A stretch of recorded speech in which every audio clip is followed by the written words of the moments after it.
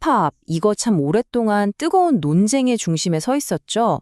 한쪽에서는 문화를 엄청나게 풍요롭게 만들었다고 하고, 다른 한쪽에서는 사회에 해를 끼쳤다고 비난하고 말이죠. 오늘은요, 감정이 아니라 오직 데이터만 가지고 이 논쟁에 대한 판결을 한번 내려보려고 합니다. 모든 게 여기서 시작됐죠. 바로 이 상징적인 가사로 오늘 이야기를 한번 열어볼까 합니다. 흥미롭게도 이 연구를 이끈 롤랜드 프라이어 교수도 강연을 바로 이 구절로 시작했거든요. 자, 그럼 힙합의 긴 역사 속으로 같이 한번 들어가 볼까요? 자, 이게 바로 오늘 우리가 파헤쳐볼 핵심 질문입니다. 수십 년 동안 힙합을 향해 쏟아졌던 그 수많은 비난들, 과연 근거가 있는 얘기일까요? 아니면 그냥 편견에 불과했을까요? 데이터는 뭐라고 말해줄까요? 오늘 우리가 함께 떠날 여정의 지도입니다. 먼저 힙합이 우리 삶에 얼마나 퍼져 있는지 보고 어떤 비판을 받아왔는지 들어볼 거예요. 그리고 방대한 데이터를 샅샅이 분석해서 놀라운 결론에 도달한 다음 마지막엔 진짜 용의자가 누군지도 밝혀보겠습니다. 첫 번째 순서입니다. 어디에나 있는 힙합. 아니, 힙합이 대체 우리 문화에 얼마나 깊숙이 들어와 있는 걸까요? 그 엄청난 영향력부터 한번 살펴보시죠. 힙합이 얼마나 예상치 못한 곳까지 퍼져 있는지 보여주는 일화로 시작해볼게요. 이 연구를 진행한 경제학자 롤랜드 프라이어가 직접 겪은 일이라고 합니다. 한번 상상해보세요. 막 땀 흘리면서 활기차게 운동하는데 갑자기 스피커에서 이런 가사가 터져 나오는 거예요. 와, 이 일화 하나만 봐도 힙합이 얼마나 우리 일상 깊숙이, 때로는 좀 뜬금없는 곳까지 파고들었는지, 그리고 동시에 왜 그 가사가 그렇게 논란이 되는지를 딱 보여주죠.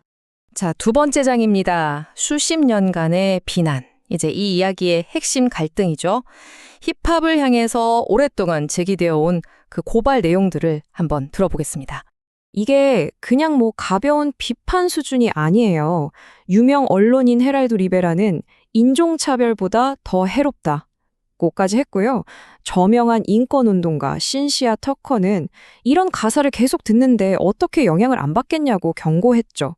이 사람들의 주장이 바로 오늘 우리가 데이터로 검증해볼 고발장의 핵심인 셈입니다. 자, 이제 본격적으로 수사에 들어갑니다. 과연 비평가들의 주장이 사실일까요? 이걸 확인하기 위해서 인공지능까지 동원한 어마어마한 데이터 분석이 어떻게 이루어졌는지 한번 들여다보겠습니다. 와, 분석한 곡이 무려 40만 곡이 넘어요. 정말 어마어마한 양이죠? AI가 이 노래들의 가사 하나하나를 전부 분석해서 폭력성, 비속어, 여성 혐오 같은 항목들의 점수를 매긴 겁니다.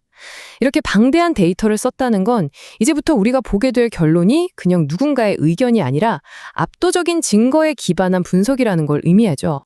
데이터를 보니까 추세는 아주 명확해요. 지난 40년 동안 힙합 가사의 폭력성, 여성 혐오, 비속어 사용, 이 모든 게 전부 5배나 늘었습니다.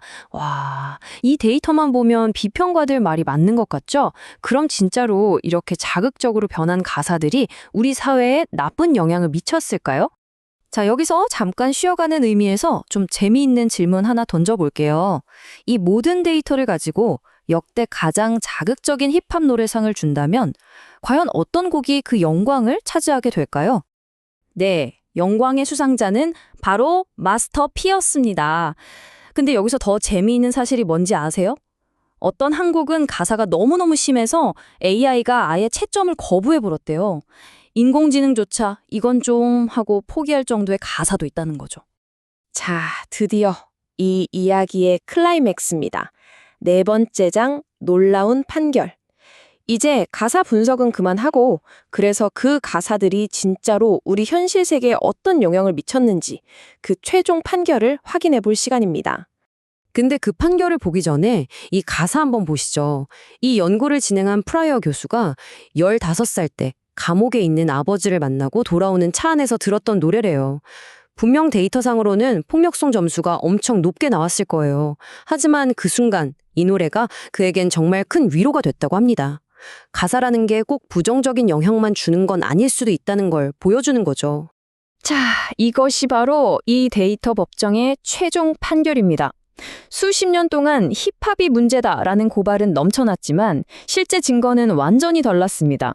데이터가 내린 결론은 아주 명확해요. 힙합 가사와 사회의 부정적인 현상들 사이에는 그 어떤 통계적 연관성도 인과관계도 없었습니다. 한마디로 무죄라는 거죠. 이 결론이 얼마나 단단한 근거 위에 서 있는지 이 숫자가 보여줍니다. 무려 40개예요. 연구팀이 범죄율, 10대 임신율, 소득 수준 이런 사회 경제 지표를 40개나 가지고 비교 분석을 한 겁니다. 그런데 그 어떤 지표에서도 의미 있는 관계를 찾아내지 못했어요. 힙합에 대한 비난 중에 가장 심각한 게 뭐였죠? 바로 폭력을 조장한다는 거였잖아요. 그런데 데이터가 내놓은 답은 정말 충격적입니다. 힙합에 노출되는 것과 살인율 사이에는 아무런 관계가 없었습니다. 오히려 아주 약간이긴 하지만 힙합을 더 많이 듣는 지역에서 살인율이 살짝 떨어지는 경향까지 보였어요. 자, 이제 마지막 장입니다. 힙합이 무죄 판결을 받았다면 그럼 진짜 범인은 누구일까요? 이제 이 이야기의 결정적인 반전이 시작됩니다. 이 비유가 정말 기가 막힙니다. 사진 속 대상이 마음에 안 든다고 사진 자체를 탓할 순 없잖아요?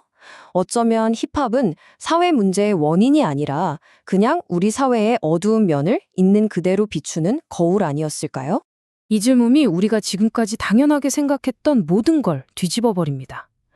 만약 힙합이 사회 문제를 일으키는 게 아니라면 혹시 그 반대는 아닐까요? 원인과 결과가 완전히 뒤바뀐 건 아니었을까요? 네, 맞습니다.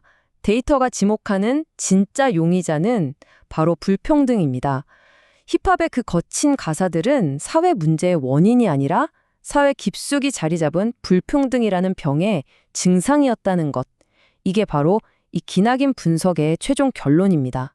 결국 이 질문이 오늘 우리가 나눈 이야기의 핵심을 관통합니다.